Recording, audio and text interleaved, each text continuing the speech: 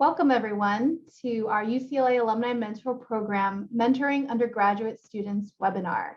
We're excited to have you here today to participate in this program and learn more about the UCLA Alumni Mentor Program and how you can get involved. My name is Gloria Ko, and I serve as Senior Director for Alumni Career Engagement here at the UCLA Alumni Association. I am a double Bruin class of 2006 and a Master's in Education in 2007. So excited to have all of you here today. Before we get started, I wanted to thank our sustaining donors for their support of programs like this. It's with their support that we're able to keep programs like this for alumni and students. So thank you for your contribution and support. So a little bit about today, I'll be doing a quick overview about the UCLA Alumni Mentor Program, just to give you an idea of what to expect, how our mentors participate, and some key dates, and also how to sign up and move forward in the process.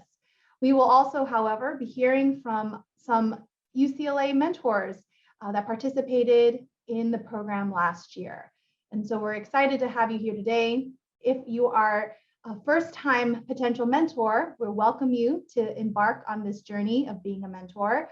If you are a returning mentor or have been mentoring for many years, we also want to thank you for your continued support of this program, of our students, and really furthering the Bruin community. We welcome you to share how many years you were a mentor in the chat so we can celebrate with you. So let's get started. So the Alumni Mentor Program is part of our Alumni Career Engagement Program. Our team here at the UCLA Alumni Association, we work to create programming to serve our alumni and our students, utilizing digital resources and networking. We also partner with partners on campus, different academic departments such as economics and life sciences to build programs for their students. And we also collaborate across campus with the Career Center and other organizations at UCLA and also beyond, like our networks and affinity groups. So the program's mission for the Alumni Mentor Program is that we seek to strengthen the Bruin network and enable alumni from all over the globe to share their professional and personal experience and their expertise with current UCLA students. Today's webinar, we will focus on undergraduate students, but we also have the opportunity, you can also mentor graduate students as well. But today, our mentors were mentors for undergraduate students. The program impacted over 1,000 students last year, including graduate and undergrads, and 585 alumni were mentors. We also were able to cover 200 different majors that were represented in our students that participated in the program. So to ground us a little bit, we have a saying from our illustrious coach, John Wooden.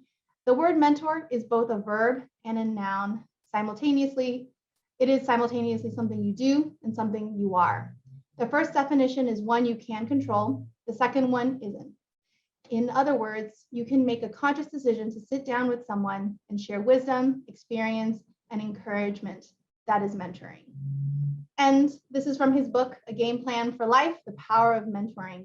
And the reason why I wanted to share this quote is oftentimes we all think that mentoring is something quite hard to do, but ultimately what John Wooden says here, share wisdom, experience, and encouragement is what we hope our mentors can share with our students this year. So just some types of mentorship to help you also understand, okay, what kind of mentor do I want to be? Oftentimes, mentors are typically found in three different forms. One is a personal mentor. These are people oftentimes that we encounter maybe through family or different times in our life. We often want to emulate them in the kind of life they live, and then also the legacy that they leave behind. Oftentimes they're people we know. Then we have professional mentors. These may be people that we encounter throughout our professional journey, potentially our supervisors, or even people we meet along the way of discovering what kind of industry we want to be in, or even in professional organizations. Then you have leadership mentors. These are oftentimes mentors that often mentor us from afar. These are figures, maybe CEOs and founders that we really admire. Maybe it could be a celebrity or a famous sports coach or player that we really love. these are oftentimes leadership mentors that we aspire to be like, but maybe we don't have a personal relationship with. Oftentimes, our mentors in our alumni mentor program can be one of the either personal or professional mentors. They might start that way, depending on what the student needs. But oftentimes, we see that many of our mentors become both over the course of a year. So this is just something to keep in mind when you think of mentorship. You don't have to be all three of these things all at once. Starting off as just one of these can lead to potentially an integration of the other types, but ultimately understanding what kind of mentor you want to be at the start can help you find the right student mentor for you, mentee for you. So some program expectations for the coming year. Being part of the mentor program, we ask that our mentors commit to the entire academic year, starting from October until June, when the students will be participating in the program. We ask that you at a minimum communicate monthly with your student. Oftentimes we allow our mentors and mentees to find the cadence and type of method that works for them, but we at least ask that at a minimum communicate monthly. We ask that you fill out our pre and post surveys just to help us capture your experience, and then also be responsive and timely in your correspondences. If you know that this is something that will be hard for you to do, that is something that we do want you to take into consideration, that being responsive when students reach out and keeping and maintaining meetings is important to this program. And so definitely, we also would like you to consider sharing your expertise and your network. Oftentimes, students may want to connect with you to be for a mentorship, but maybe they're interested in an industry that isn't yours. But that doesn't mean you can't connect them to potentially someone you know, another contact perhaps. And so being open with your expertise and your network is imperative to a really successful mentorship. So these are some things we ask that you commit to if you're part of the program. So when it comes to mentor pairing, we wanted to share with you that our process is student initiated, but also alumni powered. And what does that mean? Well, our process is facilitated on the UCLA One platform to let people know that you're interested in being a mentor. You will create a UCLA One profile, and I'll show you how to do exactly what you need to do to be noted as a potential mentor. So first you raise your hand, you do that. And then starting October 11th, students will send you a message asking if you would be willing to be their mentor. You will start reviewing these, and as they come in, you can decide that you just want to accept as you go, or you may want to wait until you have a couple and then deciding from those who you want to take on. You're welcome to do that. And then once you've selected your students, you get to decide who to accept or decline. That's why we call it alumni powered, because really you have the ability to say, this is the student I want to take on versus this may not be a good fit for me. So even though the students will initiate the message, you ultimately get to decide how you want to move forward. And then once you've accepted the student or students, depending on your capacity, you can then begin communicating. And we will share with you an orientation video that you both can watch, and then some materials and resources for you to begin your communications as soon as you are paired. So some key dates. So starting now, you can begin and you can create a profile on UCLA One, and students will begin sending a request October 11th. That is the earliest they could do it. However, you might get some really, really excited students that may send it to you before. So it's up to you if you want to respond before then. But we ask that you also accept or decline students by the 26th of October, just so that students who you may not be accepting can move on to a different mentor to ask. And we also ask you to do this in the sense because our students have a limit on how many requests they can make. We do this so that they don't send messages to more mentors that they can handle. We ask that they only send it to one mentor at a time. So this is just a couple dates that we ask that you keep in mind as you move forward in the process. So now I'll talk a little bit about UCLA One, just to give you a lay of the land of what to expect when you sign up. So when you are registered and are accepted into the program, you can go to the left side of the screen. On the panel there, you'll see a UCLA Alumni Mentor Program. Once you click on that, it'll take you to the mentorship dashboard. And the website to go to UCLA One is ucla1.com. So once you are on the mentorship, the side of it, you can actually click on settings. And once you click on that, you will be directed to this first top portion here. You can indicate the maximum number of people you want to mentor at a time. And we ask you to really seriously think about this. You may say, oh, I have plenty of time. I can take as many as you need. And if you feel that way, amazing. We thank you for giving of your time. But if you yourself, you feel, I really want to be mindful of the number of students I take on, I think I can take on 2. You can go in this section and you just note that you only want to take 2, and then you click update mentee limit. And the reason why we ask that you do that is that once you've accepted 2 students, you will then be removed from the searches so that students won't be sending you requests after that. So this is key to moving forward if you have a limit of students and you don't want to be sent requests throughout the rest of the year. And then also at the bottom of the screen there, you'll notice this section that says offer mentorship. Be sure to click that as well, because once you click that, you will then be visible to those that are searching for mentors, and you will come up in searches when people may be looking at your industry or your experience as well. So be sure to click on all these things. And then after that, you'll go to your profile. You can edit your profile, go to the top right, click on that little arrow, click on edit profile. And then in the About Me section, there are a couple questions there that we ask that you answer. There's the Alumni Mentor Program alumni question, why I want to mentor a student. Be sure to be specific and detailed here. Share why you feel compelled to be a mentor, what you feel like you can share, and also what you feel like you would like to gain from this program as well, what you hope that you will learn from your students. Oftentimes we have mentors who feel that they've gained as much as they've given in this program. So share about yourself in this section. Of course, fill out the other parts as well, your volunteer experience, any identities or affiliations important to you. This gives your student more information to decide whether or not you may be a good match for their needs and their experience. And then be sure to click save afterwards. So then once you've filled all that out, and after October 11th, you may be receiving requests from our students. And this is just an example of a student request. You'll see pending requests, and then you'll see you can either accept or decline. We will be directing the students to share more about themselves. So you won't just see a hi Gloria message. You will see a little bit, much more, the student really sharing about who they are and what they hope to gain from a mentorship with you. Once you've decided, yes, I'd like to take on the students, you will press accept, and then you will receive a message that will say, congrats, you've been matched. And then also our staff will be following up with a message with the link to our online welcome kit to get you started and for you to begin your mentorship. However, if you decide you want to decline, just click on decline. You don't have to message why. You don't have to share that.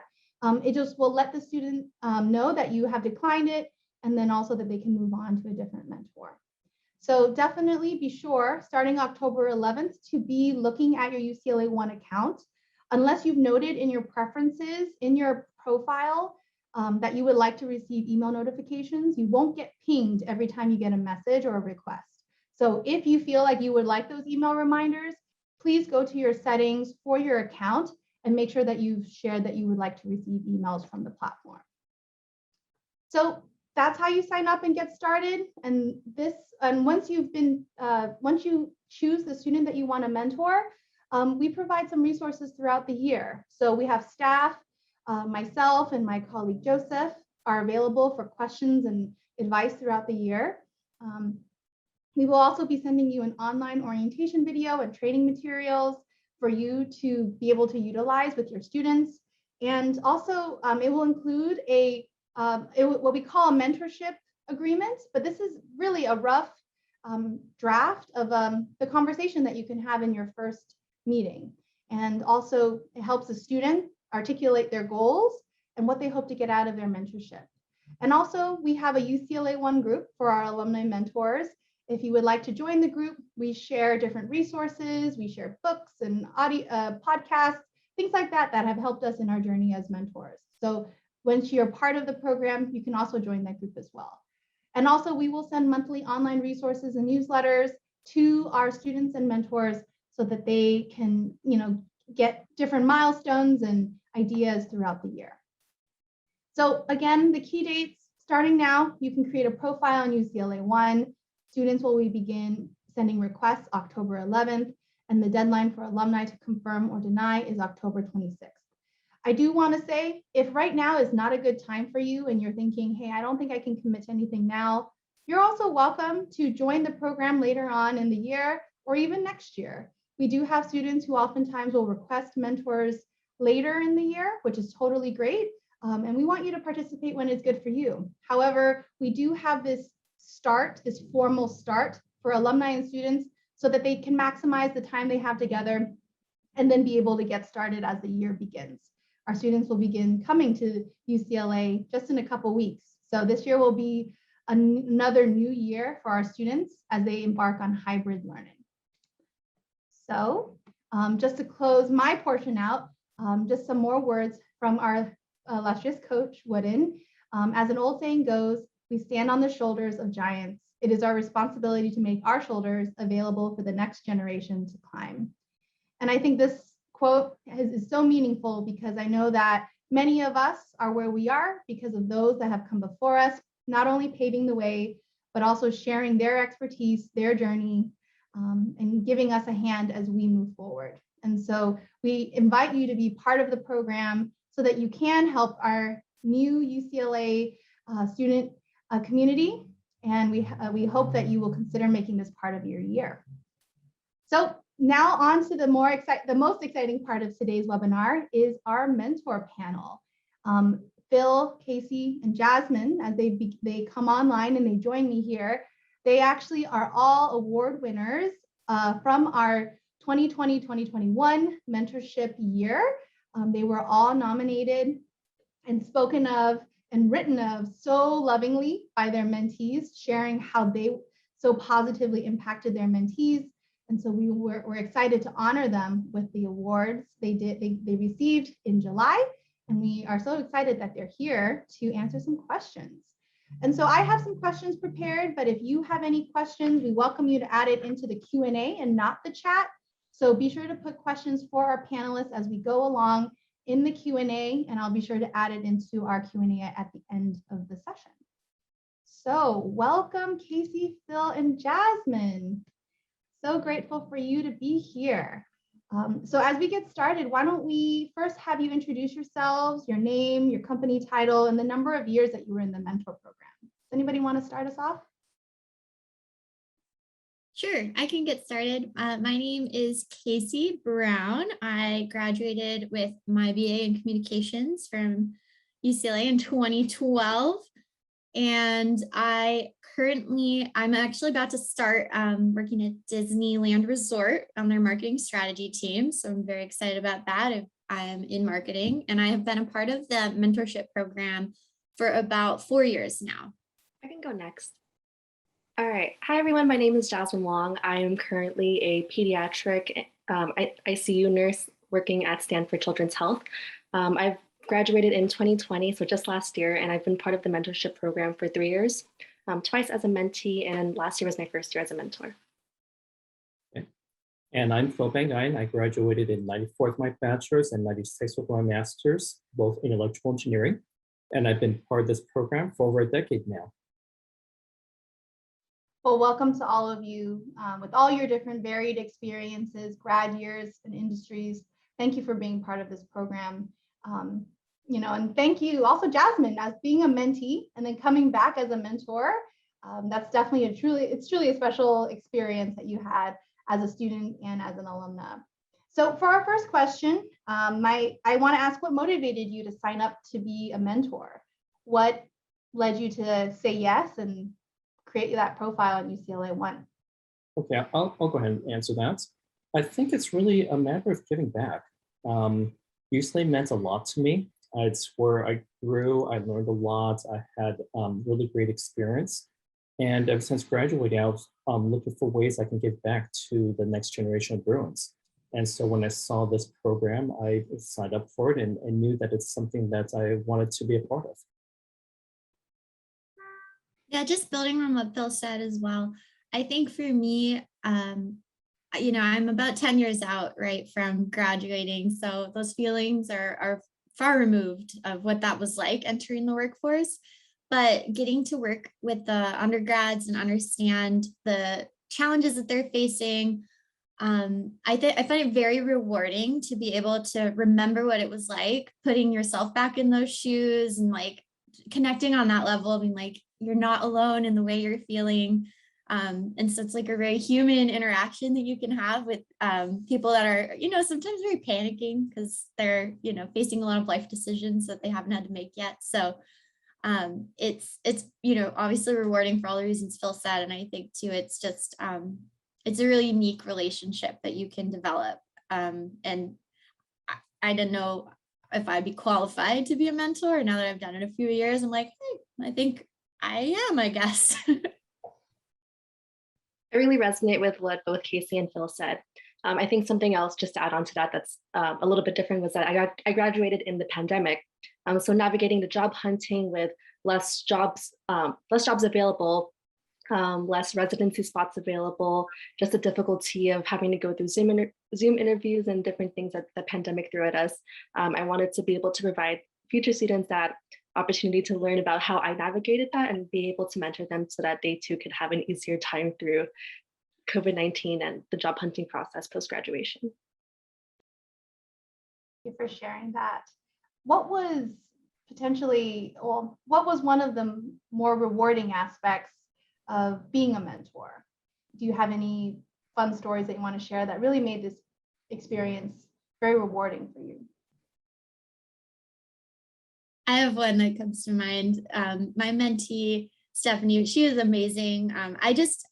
And kind of how Gloria was mentioning, you can pick the number. For me, lower works better. I like to like take time and have, you know, like really devote the time for the one or two people that I'm talking with, but I think anyone could do any amount given your day. So my mentee, she was searching for a job for the first time, and she had never networked. She did not know what networking was. She was terrified to send a LinkedIn message to somebody she didn't know. And so I, you know, kind of walked her through just even putting little templates, like it's super easy. This is what you can say. It's like quick, it's short, and here's how I do it. And she texted me the first time she got a response. She's like, I reached out to another Bruin and they are going to talk. I'm going to talk to them on Friday. I'm so excited. I can't believe they responded. And I was like, yeah, firstly, UCLA network, go Bruins. And you know, it's a safe space to start with. And, you know, second, it just was like this great little moment where it's something so second nature to me now of, yeah, just shoot a note, reach out, whatever. And for her, it was this huge step she had taken. And I was so proud of her in that moment, even though it could seem small. Yeah, I'll go and say one of the areas I really love about this program, is being able to form relationships with mentees and have those relationships last over time. So yes, it's a one-year mentorship, but nothing prevents you from keeping contact with people. And so I have a mentee where, you know, originally when I first met him, I thought that we were going to be talking about getting a job because he was a senior and, you know, let's see if he'll be looking for a job. But within the first week of my meeting him, he already found a job. So then the conversation turned on to a lot of other more long-term prospects. And so as a result of that, we started talking about business school. We started talking about what you want out of your first job. And I got a chance to mentor him through that business school process. I saw him get into schools that I wasn't able to get into. So great for him. And now he's actually on the board of directors for the Alumni Association. So to be able to see him really grow from a senior in college to go into the workforce, to go into business school, and then from there to go on and start his own company, and then move on to other companies and have himself give back as part of the board and part of the mentor program has been incredibly rewarding. That sounds amazing. That's great that you have this, you've been with this person for as long as you have, and to see him grow that way, that does sound like such a pride point for you as a mentor, but then also an honor to be able to experience it. Jasmine, did you want to share something too? Yeah. I feel like some of the more rewarding parts was also just being able to meet up one-on-one. I remember being a mentor in the dining halls and swiping in my mentors in to come in and eat like dining hall food with me. And then sort of switching the table now as a mentor and actually being able to get lunch with my mentors or my mentees. Like in the Bay Area, now that I'm like living up here, some of my mentees are living at home. So it's been nice to be able to catch up in person and have a meal. Um, my other favorite thing I love is when I get that phone call saying, I got the job. I think like being a nurse in the pandemic is, you would have the expectation that there's a lot of job opportunities, but it's really expensive to train new nurses. So there's often less spots available and the spots are going to more experienced nurses. So just being able to hear that they got the job in the place that they wanted was like super rewarding for me, and I was just excited for them. That's great. Well, and that actually brings me to Jasmine. You bring up a good point in terms of, oh, you went to, you swiped your mentors in and you got to meet up with your mentees. What strategies did all of you use to engage your mentee throughout the year? Was there anything in particular you did, anything that you would want to share with prospective mentors, just to give them an idea of what did your mentorship actually look like throughout the year? How did you meet? What did you do? I can touch on this one. So for me, I had a lot of mentees. I only wanted 3 initially, and I got a 4th request. So I got a 4th one in. I started getting more requests after that. So I was like, okay, I think 4 is a lot. But I think my mentorship looked differently with each person that I mentored. Some wanted to do in person, some wanted to do Zoom, some wanted to do phone calls, and that's okay. There was no like particular style that needed to happen. I think the biggest thing that I did to engage my mentees was to provide resources. I did informational interviews with them, mock interviews, resume reviews, cover letter reviews. Also, as an alumni, I was getting invited back to speak at like the UCLA School of Nursing leadership course, Alpha Tau Delta, different nursing organizations. And I created a PowerPoint about how to get a job in the pandemic. And I sort of shared that PowerPoint to my mentees that really helped them navigate the job hunting process and being able to just graduate successfully and hone your clinical skills. Wow, that's amazing. Good for you. I did not make a PowerPoint.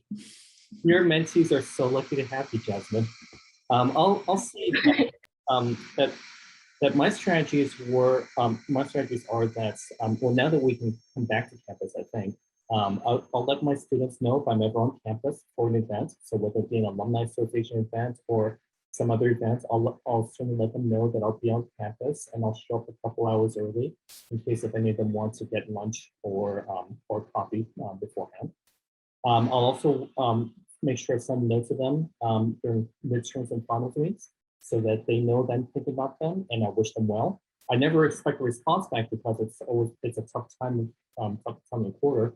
But I'll say, hey, when things slow down, feel free to reach out. Love to catch up with you and see how things are going.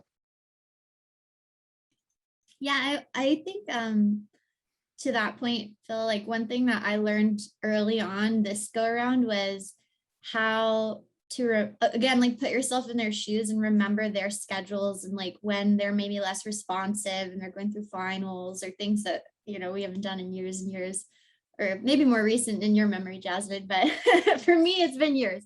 And so like just having the grace to like know that we'll connect again, we'll touch base. But for me with my mentee, we did totally virtually. She was just more comfortable with that. And so it worked out super well. I think what worked the best was having consistency that we knew could flex if her class load changed, but having like, this is our time every other Friday at 2:00, we're going to hang for an hour and talk. And that was what I think she knew she was going to have to be accountable to me for some way. And every time we talked. And so having that consistent schedule with her through the duration, I think really helped us make sure we were getting her goals achieved. That's awesome. I think all 3 of you actually shared great tips and strategies for our prospective mentors to consider. Jasmine, you shared a lot of professional development information. You shared your expertise with them and you thought of them even when you were creating things that wasn't for them. I think that's actually something great to think about for all of our mentors. you may be creating a deck for your company, maybe a pitch for your, for a product, or even just something that you think is very mundane, an agenda for your meeting. Sharing these with your students gives them an insight into what it actually looks like in the real world. And so definitely think about your student when you think, hey, this is something I could share with them, even if it means, it's nothing really huge for you, but it could be very enlightening for them. Phil, you talked about, making yourself available if you were in the area and adding in that extra time. I think that that's great because it doesn't have to take out more days, but maybe just more time. Making yourself available helps your students realize that you're closer than they think you are. And Casey, you were sharing, there's so many things that we think that our students need from us, but also just making yourself available the way that you have and sharing your advice. It definitely is, so helpful when they see that your mentors, so much more invested than, they expected. My last question before we go to our Q&A, what is a piece of advice you would give to other alumni mentors, especially those maybe who are just starting out, or if anything, maybe they even don't quite know where to begin? Okay, I can jump in on that one. My advice is find a style that works for you. So I've tried a number of different styles in this program. For example, one year I set an appointment where we would meet once a week, me and my mentee. I found out that didn't work for me. It works for some people. I think it's great, but it didn't end up working for me. I also tried just working through events, and that's didn't end up working so well for me as well. Where it landed was I tell my mentees, okay, if you want to meet with me, first of all, it's on the onus is on you. So you know your schedule better, you know when you need help better. You reach out to me whenever you need help. And you can go ahead and email me. And if I don't respond to that, you can go ahead and text me. If I don't respond to that, you can go ahead and call me. And through one of those three, we will set up a time. So I also tell them when you email me, send me a list of dates and times when you're available. Don't just say, hey, I need to talk. Give me some options. I've got busy schedule as well, so I want to be able to take a look at some options and pick one that works for me. And then also, and just last year, I started implementing that I want people to send a thank you email afterwards. And it's not because I feel better when I get thank you email, but I think it's because I want them to get into that practice of when you're networking with somebody, to be able to stand out. And hardly anyone sends that thank you note, but when you do, it really makes them stand out. And so I started putting that in part of my rules, saying, after we talk, I want you to send a note. Just thank you. You don't have to make it really big. It could be one, maybe two sentences, just saying thank you for your time. I really appreciate it. And I want you to get into that mood so that when they're doing information networking for a job later on in life, that they've already have that habit built in. Yeah, I think I love that, Phil. I think that's such great habit building that, I think I'll take into my mentorship next season, next go around is like, hey, let's practice these things together that I expect you to be doing to others. But I think for me, what I would recommend as you're getting started is if you've graduated from UCLA, you love UCLA and you work in some capacity, you're qualified to mentor. Like, I think that was a hurdle for me where I was just like, what can I offer to other people? I am, a very young professional in my own right. And it was a little bit of imposter syndrome that I had to get over myself. So I just want to encourage, if you're on the fence, just do it, because I can guarantee you, if you've been in the workforce a few years, a few months even, you do know more than folks that have never worked a full-time job. And so just take the leap and do it, because things that are very second nature to you are totally new to them. Scheduling an Outlook meeting, that might be like something they've never had to do before because they don't work in Outlook and they only work in Google Chat. And so if you tell them, no, I like to work in this method, so like set up the link for me. That's the thing they have to work through. And I think to Phil's point, like making sure they feel ownership over their relationship, and for me, if I had a similar way where I was like, if I don't respond via email, follow up once and then text me. Because like there will be a way you can get to me, but it might not be right away. I might be super busy at work and it's not on you, but I do expect you to be the one that follows up. I'm not going to remember you emailed me 3 weeks ago. So I think it's just like helping them build those habits that for us, for you as a working professional might be super second nature that they've not encountered before. And for me, it was like, again, so impressed by Jasmine making a whole PowerPoint. For me, though, it was like, here's the resume I used 2 years ago when I was, looking for work. Let's use this as something you could base yours off of. It wasn't me having to like reinvent the wheel on a resume. And so it's a lot of things you already have somewhere that you can share. And they're great resources for somebody who's not gotten that breadth of examples. Yeah, to build onto that, I think I have a two-part advice. So the first part would be when I was a mentee. I remember during my second year. So actually, I only participated during my third and fourth year.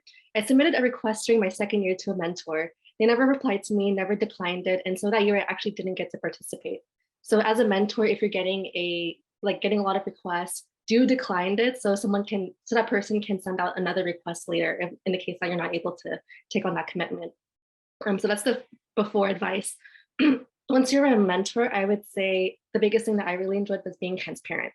I was like, nursing is great. I feel like we've been glorified in the pandemic, but it's a really, really difficult job, physically, emotionally. It's a big burden to take home things that happen. So being able to be transparent about the things that are good about the job, but also that, not everything is great.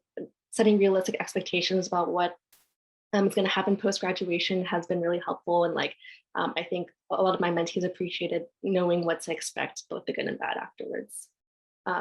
Yeah. Great. Thank you so much, all of you, for sharing your different strategies. I did want to give some time to answer some of our Q&A questions, but actually I had some topics that actually came to mind from some of the things that you mentioned. So some of our audience members may be wondering, so what's going to happen this year with a mentorship, because students are back on campus, but can we meet in person or should we do things virtually? I want to say you can start meeting virtually. And if you are comfortable for the two of you to meet in person, you are welcome to meet in person. I think some mentors are not geographically close to campus, so there is no need for you to have to meet in person. We have new technology like Zoom, Google Hangout, or even FaceTime. You can meet that way. And so there is no need for you to have to meet in person.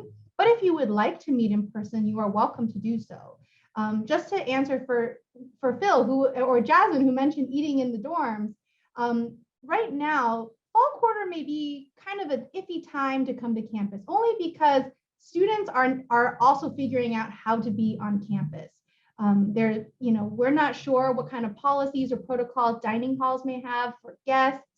And to be quite honest, if it's indoors, you're most likely going to have to wear a mask unless you're eating. And also, if you're a guest on campus, UCLA currently has a symptom monitoring system, so that you probably have to fill this out if in case you're stopped and asked what you're doing on campus.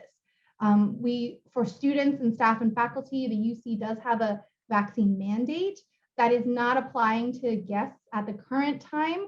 But if there's any changes to that, we will let our alumni mentors know, because you're part of our community. But just to give people some insight, I think sometimes they're thinking, how will that impact me meeting my student?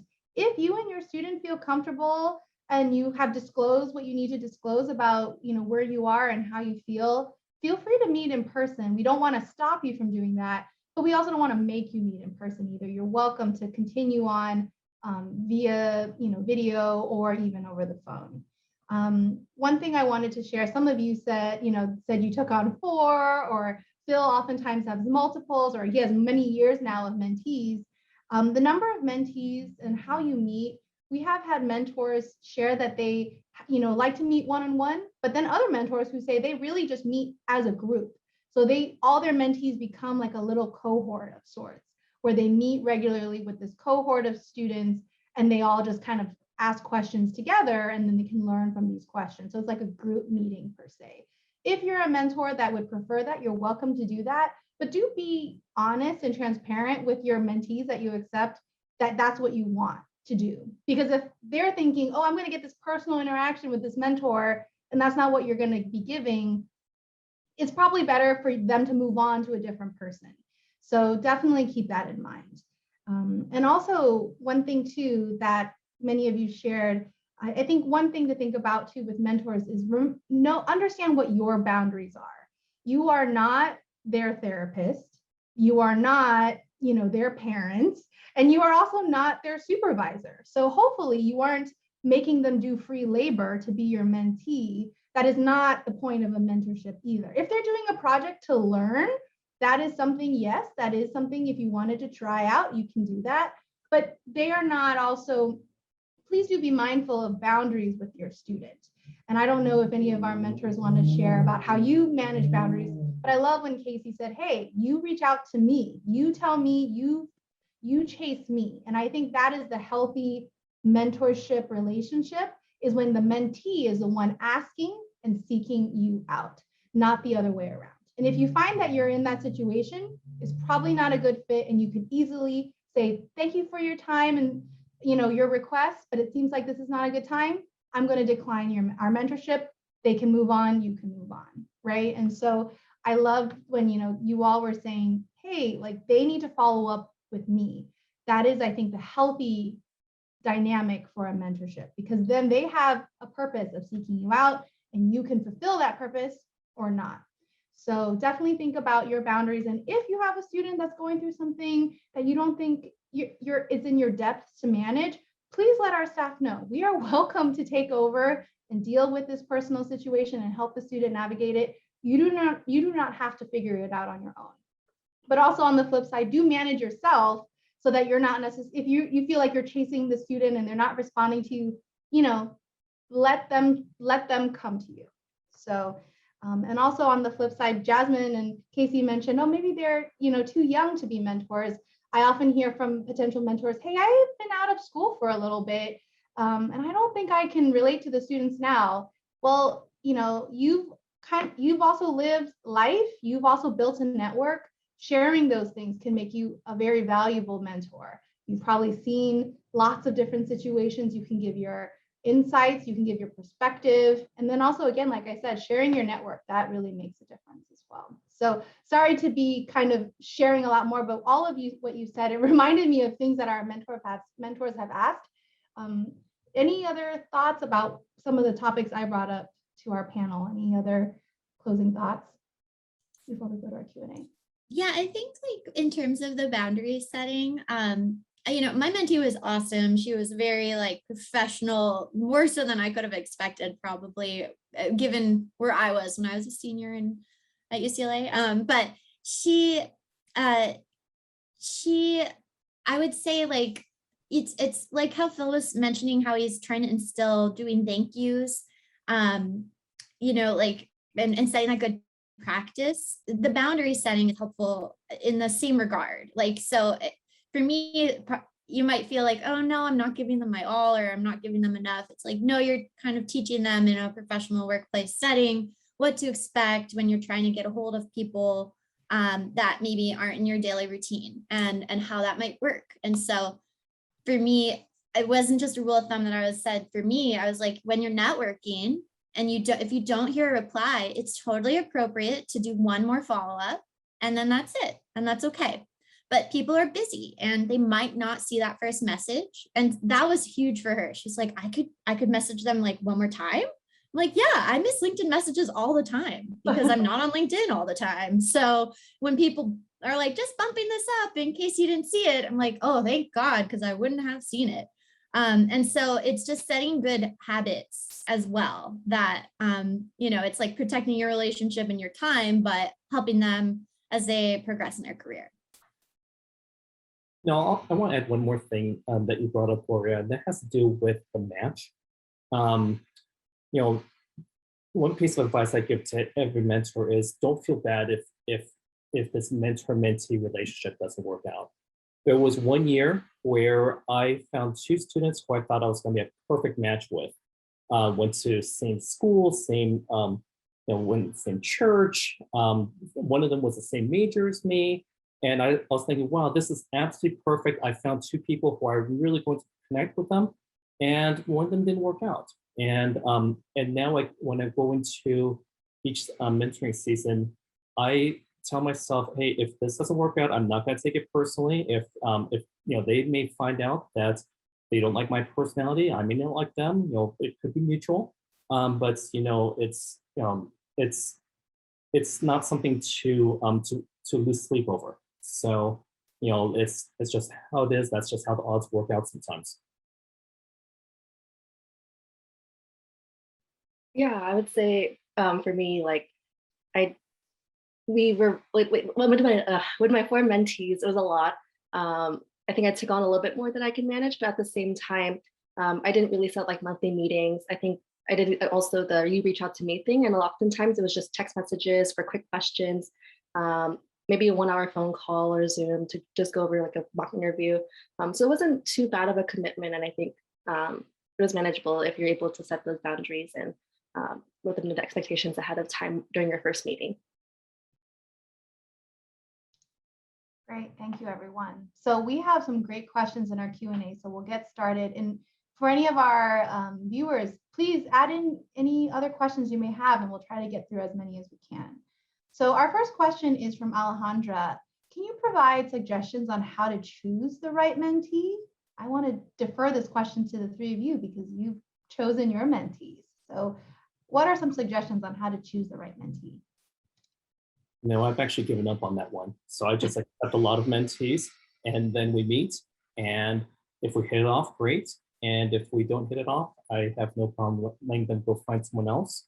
Again, I don't chase after them, so I don't feel bad if we're not meeting on a monthly basis. I think for me, I don't think I've had to turn people away the same way Phil has in his tenure as a mentor, but I hope to get there someday. But I chatted a bit on UCLA One first before we took that communication off that platform, just to understand what they were looking for, the kind of goals they had. Because I think, you probably have a pretty good idea of your skill set. And so for me, I recently got an MBA. I'm pretty good at job hunting. I'm like, if MBA teaches you anything, it's how to find a job.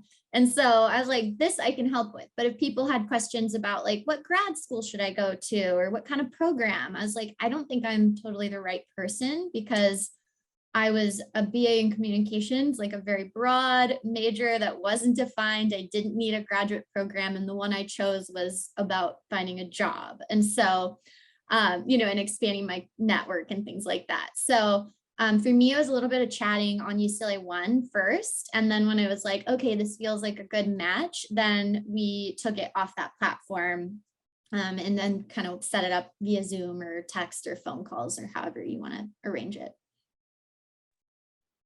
For me, I think I had a unique experience because I had known most of the mentees that I had just because they're a year younger than me. We know each other through clubs, through different classes that we've taken. So in some aspect, I just took the first 4 that requested. But for me, because all of them were nursing majors, it made it easy that we already had the same background. Great.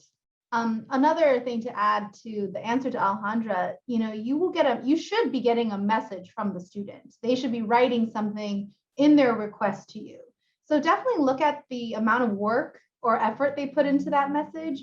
If it's just a, hey, will you be my mentor? Thanks, bye. Maybe look at other students who maybe have put in a little bit more effort into that request, because remember, this is the first interaction. We will be coaching them to really share who they are and why they want you to be a mentor. But if you get a message that seems a little short, and it doesn't have to be just the length that you look into, but really, how they're sharing about themselves, that could be something to take into account. And also you can equally look at their UCLA One profile and the information they share there. So there is a question for them that actually asks them why they want to be part of the program. You can read about that as well. And I also did want to share on UCLA One, there is now a virtual chat function or a virtual video function. So you could actually meet and schedule a time to meet with them over video without exchanging your contact information or any personal information. So that's an option for you as well if you would like to meet them and schedule a time before accepting them. So that's just an option for you. So the next question I have is from Brandon. This is for Jasmine. Brandon says, "Hi, Jasmine. I am a 2020 grad too. Are there any challenges in which a mentor are there any challenges in being a mentor when you're a recent grad like you and me versus if you have been out of school for a while and have a lot of career experience?" That's a really good question. I would say, well, one first part was one of the mentees that I had was a grad student, and I don't have graduate experience. So being able to help her navigate her through her grad program in the nursing aspect, like we do share some classes together, but we don't take all the same classes, have the same professors. So she was asking me advice on like if I had different professors or how they navigated taking. They have a clinical nurse leadership program that they also have to complete that we don't complete. So having that different aspect was harder. At the same time, some people who were my mentees wanted to look into graduate programs. And if I didn't have the answer to that, then I would refer them to someone I knew who did go through that program, or I would encourage them to do informational interviews with someone who did have that background. So it helps them, take the first step to actually conduct the informational interview themselves, so that they too can build their own network. And I think at the same time, during my first year as a nurse, we go through something called residency. And residency in itself is a beast. It was not easy. I was experiencing a lot of imposter syndrome. So being able to navigate those feelings with, struggling at work, being a new nurse and, making mistakes there, but also being a person that people look up to on the other side was sort of something I was navigating and balancing. Fantastic. Thank you so much for that answer. So this actually goes to the whole group. We have someone who anonymously submitted this question. How much does or did COVID impact how you mentor your mentees? Have you found that any of your experience or advice is a bit out of date given the current circumstances? So I think the change for me, the challenge was more about understanding what being a student during the pandemic looks like. It was less about my professional life because I think all of our companies, my company has adapted very quickly to the situation we're in. And so for me, it was, I was pretty familiar with Zoom or some of the tools that became very common during COVID, which maybe that's the thing that's new, and that's like a hurdle is technology barrier. But it was more understanding the changes for her, and it was even celebrating milestones that like she was like, yeah, I just, we're not going to walk because of COVID. And so it was like, let's take a moment, let's celebrate you're graduating and making it a big deal because there wasn't the big pomp and circumstance that, we all got to have. And so I think it was just like putting myself in her shoes, understanding, also like taking classes on Zoom and how hard that is. So trying to make sure the time we had was very directed. I always tried to come with like an agenda. I'm very type A, so I was like, let's plan out what we're talking about. But she, was flexible. I was like, this is what I was thinking, does this sound good to you? Just so that it wasn't ever extra time that we needed to waste on Zoom because everybody was super fatigued. And so, and it was just kind of more of those types of things that changed. But I really liked the virtual nature. It made it a lot more accessible and easy for me. I live in the South Bay, and so going up to campus is a little less realistic frequently for me to do. But being virtual and being in the South Bay, I could connect with her very quickly, easily, as she needed. And so I overall really liked the flexibility that being virtual provided. Well, this was the first year that I had students who wanted to meet on Zoom.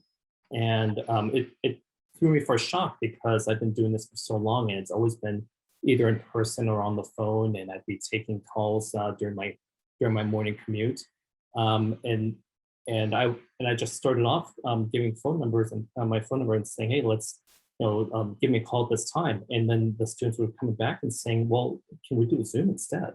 So that was a new adaptation I had to make. I would say my circumstances are different just because I also was in COVID as a student. So I wouldn't say my information was out to date, but it was difficult navigating the technology process and, helping them go through the technology process as well with interviews over Zoom.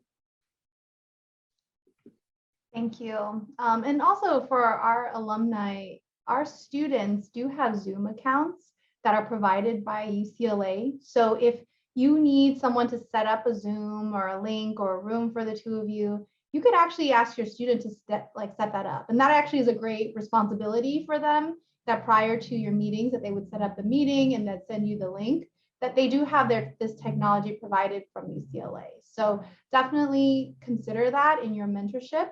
And I think also when it comes to some of the changes that COVID brought, what Casey said is absolutely right in terms of their student experience is slightly different.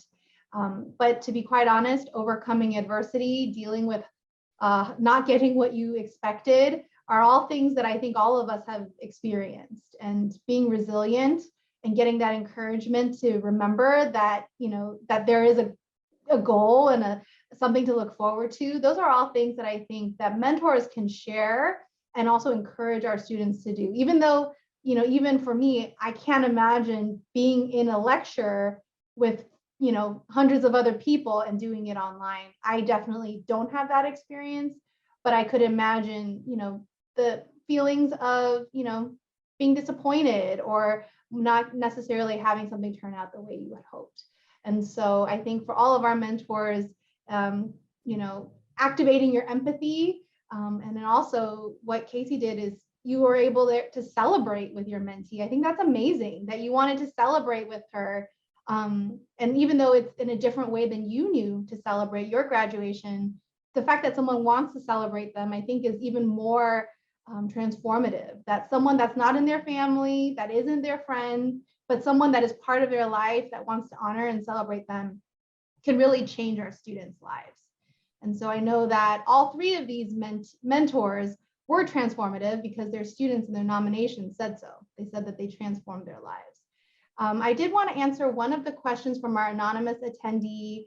They asked just to double check, can this be 100% virtual mentorship? And the answer is yes.